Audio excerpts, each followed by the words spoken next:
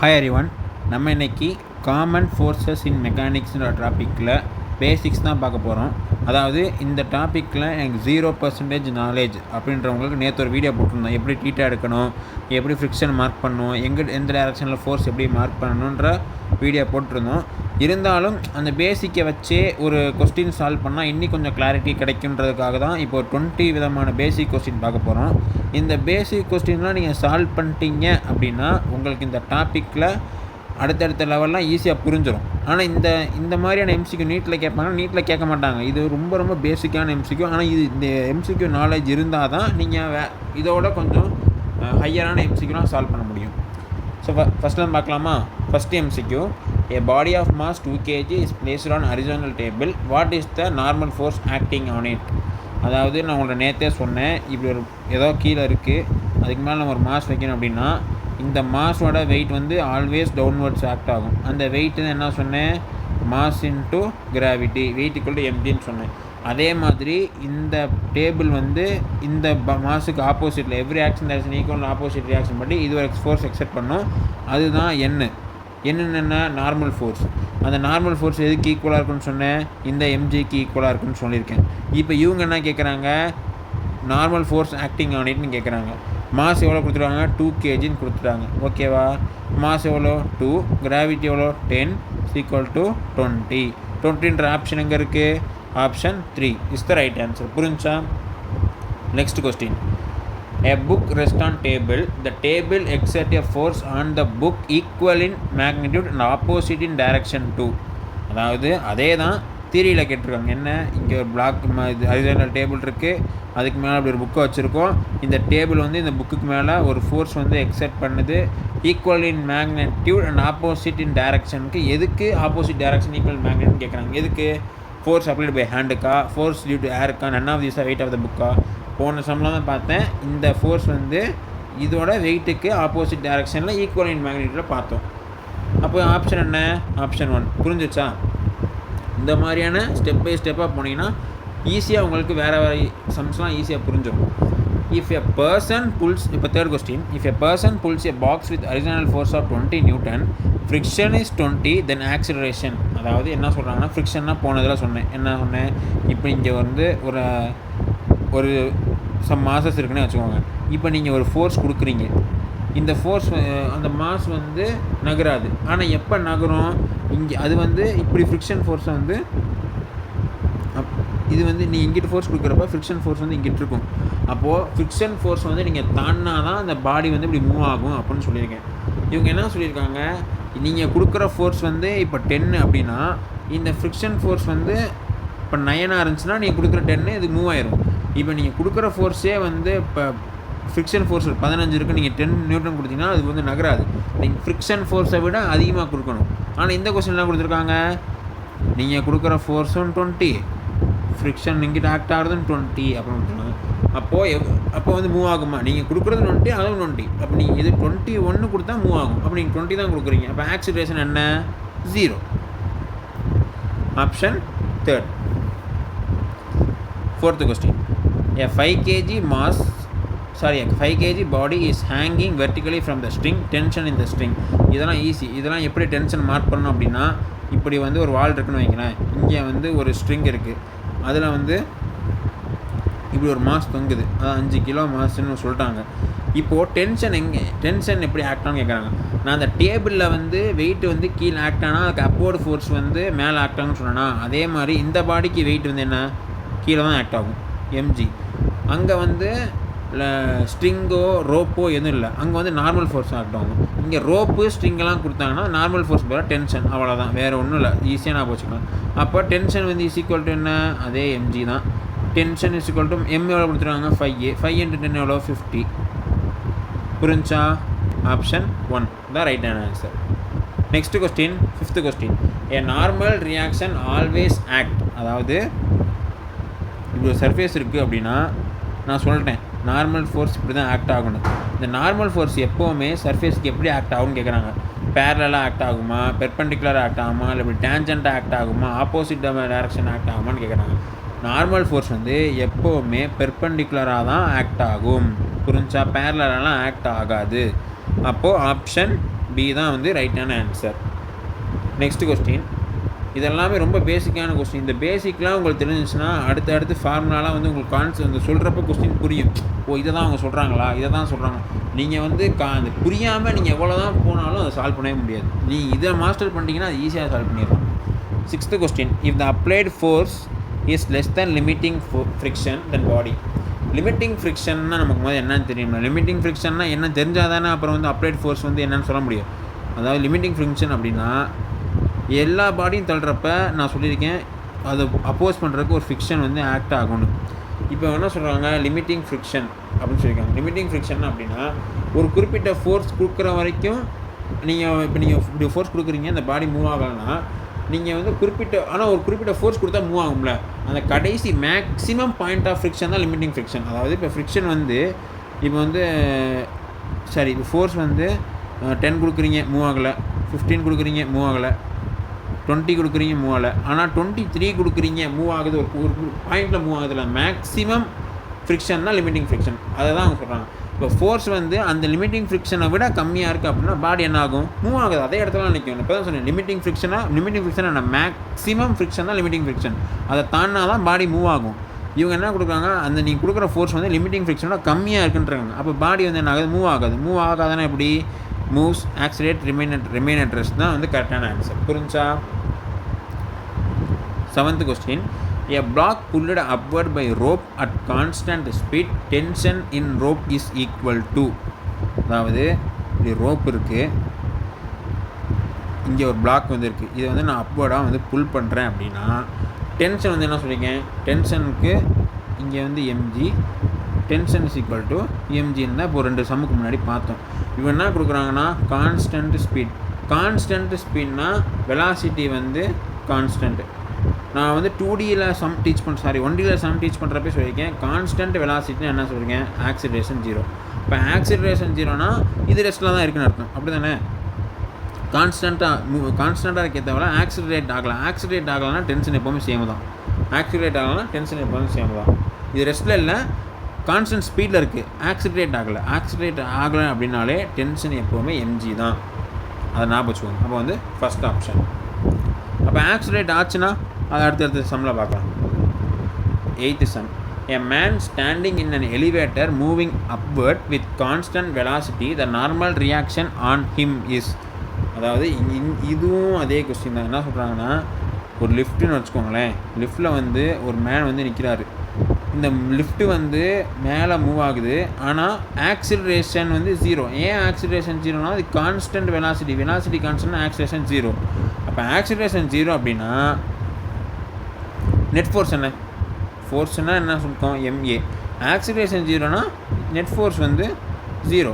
அப்போது இவருக்கு வர வெயிட் வந்து கீழே ஆக்ட் ஆகும், என்னது mg. மேலே இருக்கிறது இப்போ சொல்லியிருக்கேன் நார்மல் ஃபோர்ஸ் தான் மேலே ரியாக்ட் ஆகும்.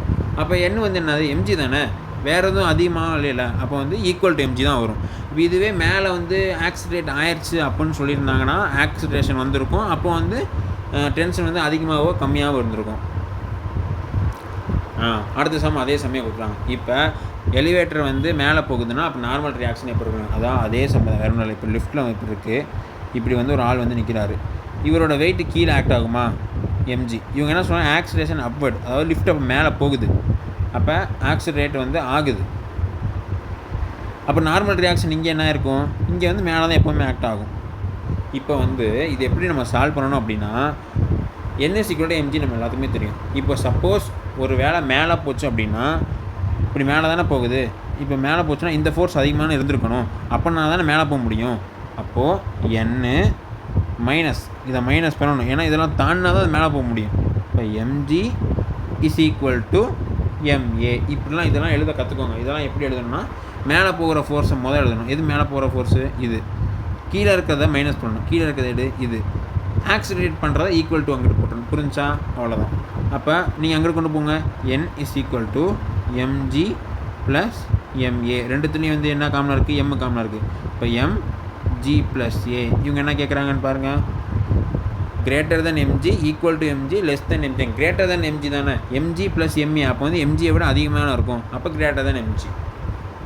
இப்போ அடுத்த கொஸ்டின், எலிவேட்டர் டவுன் ஆகுது, அப்போ நார்மல் ரியாக்ஷன் என்ன இப்போ பாருங்கள், அதையும் பார்த்துடலாம். இப்போ ஒரு லிஃப்ட் இருக்குது அப்படின்னா அதே ஆள் தான் வச்சுக்கோங்களேன். இவரோட வெயிட் எங்கே ஆக்ட் ஆகும்? கீழே ஆக்ட் ஆகும். இப்போ நார்மல் ஃபோர்ஸ் ஆப்போசிட்டாக மேலே ஆக்ட் ஆகும். இப்போ வந்து ஆக்சிலேட் கீழே ஆகுது, புரிஞ்சா? அப்போ ஆக்சிலேட் கீழே ஆகுதுன்னா வந்து மேலே போகிறப்போ அப்வோர்டு ஃபோர்ஸாக டாமினேட் பண்ணோம், அப்போ அதை எடுத்தோம். இப்போ டவுன்வர்டு போகிறப்போ நம்ம கீழே எடுக்கணும். எம்ஜி எடுத்து மேலே இருக்கிறத மைனஸ் பண்ணி இஸ் ஈக்குவல் டு ஆக்சிலரேஷனாக அது ஈக்குவல் டு அங்கிட்டு போட்டணும். அப்போது என்ன ஆகும் பாருங்கள், அப்போ எம்ஜி இந்த எண்ணை அங்கிட்டே எம்ஏ இங்கிட்டு பண்ணுவாங்க, மைனஸ் எம்ஏ ஈக்குவல் டு என்னு. அப்போ M G minus a equal to என்னன்னு எழுதலாமா? அப்போது இதை வந்து என்ன வந்து இங்கே எப்படி இருக்குது, எம்ஜி மைனஸ் எம்ஏ. அப்போ எம்ஜியை விட ஒரு வேல்யூ கம்மி பண்ணணும். அப்போ எம்ஜியை விட கம்மியாக தான் இருக்கும். அப்போ less than MG, option C. புரிஞ்சா? ஃபஸ்ட்டு கொஸ்டினில் கான்ஸ்டன்ட் வெலாசிட்டினா நெட் ஃபோர்ஸ் வந்து 0. அப்போ நம்ம எம்ஏலாம் இதை எடுக்கக்கூடாது. அப்போ நார்மலாக என்ன ஈக்குவல் எம்ஜி தான். இதுவே மேலே போகிறப்போ எக்ஸ்ட்ரா ஒரு ஃபோர்ஸ் ஆக்ட் ஆகிறப்ப நம்ம வந்து எம்ஜியை விட அதிகமாக இருக்குது. இப்போ அதுவே கீழே வர்றப்போ எம்ஜியை விட கம்மியாக தான் இருக்கும். புரிஞ்சா? 3 கொஸ்டினுமே உங்களுக்கு புரிகிற மாதிரி சொல்லியாச்சு. அடுத்து இதெல்லாம் வந்து லிஃப்ட் ப்ராப்ளம்ஸ்லாம் நிறையா கேட்பாங்க. இப்போ lift is free falling the apparent weight of the person. அதாவது வேறு ஒன்றும் இல்லை, அதே தான் ஃப்ரீ பேர்ட் ஏறாம வரைங்க. இதுக்கெலாம் தேவையில்லை தான், ஆனால் நீங்கள் வரைஞ்சி வந்து பழகிருக்கோங்க. அப்போனா தான் ஈஸியாக உங்களுக்கு இருக்கும். ஒரு குறிப்பிட்ட லெவலுக்கு நீங்கள் வரைஞ்சிட்டிங்கன்னா அதுக்கப்புறம் நீங்கள் வரையவே தேவையில்லை. இப்போ எல்லாத்தையும் நீங்கள் மார்க் பண்ணுங்கள். எம்ஜி ஃப்ரீ ஃபால் கீழே தானே போடுறாங்க, அப்போ கீழே வருது. இப்போ என்னன்னா, நான் ஏற்கனவே சொல்லியிருக்கேன், இந்த 1D 2D நடத்துகிறப்பலாம் சொல்லியிருக்கேன். ஃப்ரீ ஃபால்னு வந்துட்டால் ஆக்சிலரேஷன் வந்து கிராவிட்டிக்கு ஈக்குவலாக இருக்கணும். நான் அங்கேயே நான் சொல்லியிருக்கேன். அப்போது இது கீழே தான் வருது. நான் போன சம்மில் என்ன பார்த்தா கீழே வந்துச்சுன்னா mg minus N equal to எம்ஏன்னு பார்த்தோமா? இப்போது mg minus ma equal to என்ன? அப்போ எம்ஐ நீங்கள் காமன் எடுத்தால் g minus a equal to என்ன? இப்போ தான் ஃப்ரீ ஃபால்னால் ஏ வந்து ஜிக்கு ஈக்குவலாக இருக்குன்னு நான் சொன்னேன். அப்போது இந்த இடத்துல நீங்கள் ஜிக்கு பதிலாக ஏவை போட்டிங்க அப்படின்னா a minus a equal to N, a minus a 0, m into 0 0. அப்போ வந்து அப்பேரண்ட் வெயிட் வந்து என்ன? 0. 0னா என்ன? நீங்கள் வெயிட்லெஸ்னஸாக ஃபீல் பண்ணுவீங்க, வெயிட்டே இல்லாத மாதிரி ஃபீல் பண்ணுவீங்க. இதெல்லாம் வந்து ரியல் லைஃப்பில் வந்து இதுதான் கேட்டிங்கன்னா நம்ம எல்லாமே ப்ராப்ளம்காக தான் நிறைய விஷயம் வந்து பார்க்குறோமே தவிர ரியல் லைஃப்பில் நிறைய விஷயம் வந்து பாசிபிள் கிடையாது. இந்த மாதிரி சம்மும் கேட்பாங்க. அடுத்து a block of mass 10 kg is pushed horizontally with 50 Newton, friction 20 Newton, find the net force. இது வந்து நம்ம ஏற்கனவே பார்த்தோம். என்ன பார்த்தோம்? இப்படி ஒரு பிளாக் இருக்குது அப்படின்னா நீங்கள் ஃப்ரிக்ஷன் ஃபோர்ஸை இப்படி ஃப்ரிக்ஷன் ஃபோர்ஸ் இங்கிட்ட ஆக்ட் ஆகுது. நீங்கள் கொடுக்குறது இப்படி ஒரு ஃபோர்ஸ்னால் இந்த ஃபோர்ஸ் அதிகமாக இருந்தால் தான் பிளாக் மூவ் ஆகும். இவங்க என்ன சொல்கிறாங்க? ஃபோர்ஸ் நீங்கள் கொடுக்குற ஃபோர்ஸ் வந்து 50 நியூட்டனா, சரி ஓகே. இந்த ஃப்ரிக்ஷன் ஃபோர்ஸ் வந்து 20 நியூட்டனா, ஓகே. நெட் ஃபோர்ஸ் என்ன கேட்குறாங்க? நெட் ஃபோர்ஸ்னால் வேறு ஒன்றும் இல்லை, நீங்கள் கொடுக்குற ஃபோர்ஸ்னால் மைனஸ் ஃப்ரிக்ஷன் ஃபோர்ஸ், வேறு ஒன்றும் இல்லை. கொடுக்குற ஃபோர்ஸ் எவ்வளோ? 50. ஃப்ரிக்ஷன் ஃபோர்ஸ் எவ்வளோ? 20 மைனஸ் பண்ணும். அப்போ எவ்வளோ? 30 நியூட்டன். அப்போ இந்த பாடி வந்து 30 நியூட்டனில் தான் மூவ் ஆகும், 50 நியூட்டனில் மூவ் ஆகுது. ஏன்னா ஃப்ரிக்ஷனே 20 இல்லை, ஃப்ரிக்ஷன் 20 மைனஸ் பண்ணிட்டு தான் நம்ம நெட் ஃபோர்ஸ் கொடுக்கணும். அப்போ ஆப்ஷன் என்ன? ஆப்ஷன் 30 தான் ரைட்டான ஆன்சர். அடுத்த question for a body moving at constant velocity on rough surface. Constant வெலாசிட்டின்னு கொடுத்துட்டாலே ஆக்சிலரேஷன் 0. ஆக்சிலரேஷன் 0னாலே நெட் ஃபோர்ஸ் வந்து 0. அது என்ன நெட் ஃபோர்ஸ்னால் போன சமயம் பார்த்தோம்ல, இது 50, இது 20, நெட் ஃபோர்ஸ் எவ்வளோ? 30. அதுதான் 30. இங்கே நெட் ஃபோர்ஸ் 0 அப்படின்னா நம்ம கொடுக்குற ஃபோர்ஸும் அங்கிட்ட இருக்கிற ஃப்ரிக்ஷன் ஃபோர்ஸும் ஈக்குவலாக இருக்கணும். இப்போ இப்படி ஒரு பிளாக் இருக்குது, இதோட ஃப்ரிக்ஷன் ஃபோர்ஸ் வந்து 10 நியூட்டனு. இப்போ நான் கொடுக்குறது 11 நியூட்டன்னா இது மூவ் ஆகும், லைட்டாக மூவ் ஆகும். 20 நியூட்டன்னா ஸ்பீடாக மூவ் ஆகும். இப்போ நான் கொடுக்குறது 6 நியூட்டன்னா மூவே ஆகாது, அப்படி தானே? இப்போது நெட் ஃபோர்ஸ் 0 அப்படின்னா மூவ் ஆகாமல் தானே இருக்கணும். அப்போது ஒன்று இதுக்கு கீழே வந்து இருக்கணும், இல்லைனா இதுக்கு ஈக்குவலாக இருக்கணும். இவங்க என்ன சொல்கிறாங்க? கான்ஸ்டன்ட் வெலாசிட்டினா நெட் ஃபோர்ஸ் 0. அப்போ வந்து இதுக்கு ஈக்குவலாக தான் இருக்கும். நம்ம கொடுத்த ஃபோர்ஸும் ஃபிக்ஷன் ஃபோர்ஸ் ஈக்குவலாக இருக்கும், மூவே ஆகாது. அப்போ ஆப்ஷன் பி தான் வந்து இதுக்கு ரைட்டான ஆன்சர். அடுத்து when a body slides on rough surface the opposing forces. அதாவது இந்த கொஸ்டினுக்கு முன்னாடி இந்த கொஸ்டினை பார்த்துக்கலாம், அப்போ ஈஸியாக புரியும். என்னென்னா இப்போ வந்து ஒரு ஸ்லைடான சர்ஃபேஸ் இருக்குது. இது நம்ம இன்க்ளைன் பிளேனுக்கான பேசிக்லாம் நீங்கள் பார்க்கல. நம்ம இன்க்ளைன் பிளேனுக்கு தனி வீடியோ பார்த்துக்கலாம். நான் இதில் சேர்த்து சொல்கிறான்னு தான் நினச்சேன். ஆனால் அதில் வந்து இதில் பார்த்தா இது கொஞ்சம் கொஸ்டின்லாம் கொஞ்சம் குறைக்க வேண்டியதாக இருக்குது. ஸோ ஒரேட்டி நான் பார்த்துடலாம், அதெல்லாம் ரொம்ப இம்பார்ட்டன்ட் தானேன்னு சொல்லிட்டு இன்க்ளைன் பிளேன் நம்ம அடுத்த வீடியோவில் பேசிக் பார்க்கலாம். உங்களுக்கு வேணும் அப்படின்னா இன்க்ளைன் பிளேன் கமெண்ட் பண்ணுங்கள். ஏ பிளாக் இஸ் ரெஸ்ட், இது பிளாக் ரெஸ்ட்டில் இருக்கும் ரஃப் சர்ஃபேஸில் பிளாக் ரெஸ்ட்டில் இருக்குன்னா எந்த ஃபோர்ஸ் வந்து இது ஸ்லைட் ஆகாமல் இது ரெஸ்ட்டில் இருக்க பார்த்துக்குது அப்படின்னு கேட்குறாங்க. அது என்ன ஃபோர்ஸ்னால் அது என்ன ஃபோர்ஸு? ஃப்ரிக்ஷன் ஃபோர்ஸாக தான் இருக்கும். இங்கே எத்தனை ஃப்ரிக்ஷன் இருக்குது? 2 ஃப்ரிக்ஷன் இருக்குது. அந்த 2ல் எந்த ஃப்ரிக்ஷன்னா ஸ்டாட்டிக் ஃப்ரிக்ஷன். அதாவது ஒரு பிளாக் ரெஸ்ட்டில் இருக்கும்போது அந்த பிளாக்கை ப்ரிவென்ட் பண்ணுறது ஸ்டாட்டிக் ஃப்ரிக்ஷன். இந்த கொஸ்டினுக்கு ஆன்சரா இப்போ அது இந்த கொஸ்டின் வாங்க. when body slides, அதாவது இங்கே இருக்க மாஸ் வந்து ஸ்லைட் ஆகிட்டு தான் இருக்குது, அங்கே ரெஸ்ட்டில் இருந்துச்சுல ஸ்லைட் ஆகிட்டு தான் இருக்குது. ஆனால் அப்பையும் ஃப்ரிக்ஷன் இருக்கும்ல, அது என்ன கேட்குறாங்க? அது வந்து கைனடிக் ஃப்ரிக்ஷன். அதாவது ஒரு பாடி ரெஸ்ட்டில் இருக்கப்போ அது மூவ் ஆகாமல் பார்த்துக்கிறது ஸ்டாட்டிக் ஃப்ரிக்ஷனு. ஒரு பாடி மூவ் ஆகிட்டு இருக்கப்போ அதை அப்போஸ் பண்ணுற ஃப்ரிக்ஷன் வந்து கைனடிக் ஃப்ரிக்ஷன். அவ்வளோதான் வித்தியாசம். அடுத்து 16 question. Which of the following is not a constant force? அதாவது இதுக்கு ஒரு ஈஸியான ஒரு இது இருக்குது. கான்ஸ்டன்ட் ஃபோர்ஸ் அப்படின்னா டச் பண்ணும், 2 பாடியும் டச் பண்ணால் தான் கான்ஸ்டன்ட் ஃபோர்ஸ். மேக்ஸிமம் இப்படி தான் வரும். இப்போ நீங்கள் ஒரு பிளாக்குக்கும் ஒரு டேபிளுக்கும் இடையில் இருக்க ஃப்ரிக்ஷன் வந்து 2 பாடி டச் ஆனால் தான் ஃப்ரிக்ஷன் ஆகும். 2 பாடி டச் ஆகாமல் இல்லைன்னா ஃப்ரிக்ஷன்லாம் ஏற்படாது. டென்ஷனும் அப்படி தான். இங்கே 2 டென்ஷன் இருக்குது, சாரி. ஆனால் எப்போ வந்து கான்ஸ்டன்ட் ஃபோர்ஸ் இல்லாமல் இருக்கணும்னா, இப்போ வந்து ஒரு நீங்கள் 2 மேக்னெட் எடுத்துக்கோங்களேன். 2 மேக்னெட் வந்து கிட்ட கொண்டு வந்தீங்கன்னா அட்ராக்ட் வரும். அப்போ ஒரு ஃபோர்ஸ் க்ரியேட் ஆகுது. கிட்ட இல்லை சேம் சைன்னா ரிப்பல் ஆகும். ஆனால் ஏதோ ஒரு ஃபோர்ஸ் வரும். ஆனால் நீங்கள் ஒரு மேக்னெட்டை வந்து இந்த ஒரு பில்டிங்கில் ஒரு மேக்னெட்டையும் அந்த ஒரு பில்டிங்கில் ஒரு மேக்னெட்டையும் வச்சிங்கன்னா அது ஃபோர்ஸே க்ரியேட் ஆகாது. அப்போது அந்த டிஸ்டன்ஸை டிபெண்ட் பண்ணி டச் ஆகாமல் ஏற்படக்கூடிய ஃபோர்ஸ்லாம் கான்ஸ்டன்ட் ஃபோர்ஸே கிடையாது. ஒரு சமயம் அதிகமாக இருக்கும், ஒரு சமயம் கம்மியாக இருக்கும். அதே மாதிரி தான் கிராவிடேஷனல் ஃபோர்ஸும்.